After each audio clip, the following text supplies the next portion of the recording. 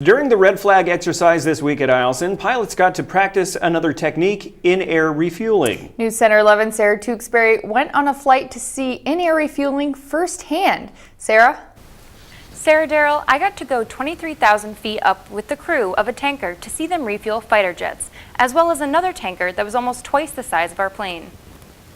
This week I joined a crew of 4 on a KC-135 tanker to see how exactly aerial refueling, or AR, works. I'm listening on the radios for whenever they're checking on and coming to us, so then I'm checking to see where they're at, where they're coming from, and then they pretty much just come up to us.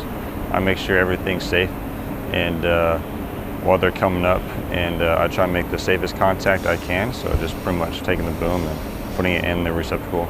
That's Jesse Barber, a senior airman who has been a boom operator for 4 years. He says that after the jet receives the proper amount of fuel, it flies off to the side of the tanker's wing to steer clear, always trying to maintain a safe distance between the two planes.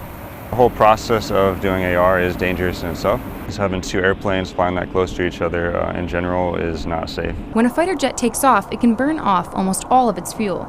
Aerial refueling can give them the ability to continue on with their mission. It's important for them, that way they can stay up in the air, get places that they need to go, and that way they don't have to land, especially in certain circumstances where they need to stay in the air and support troops on the ground or something, and they can't afford to return home and land, so they want to stay in the air and get gas. And if you were wondering if he enjoys it, I love it. It's been the best 4 years of my life, and I still love it. Like, I get antsy when I'm doing AR, and I always want to do it. I can sit back there all day. often they are in the air all day. The first one's up and the last one's down, supporting all the other jets. Barba says that when he's not refueling planes, he helps out passengers, loads cargo, and assists with anything behind the pilots. Special thank you to Eielson Air Force Base for allowing me to be a part of this experience. For News Center 11, I'm Sarah Tewksbury.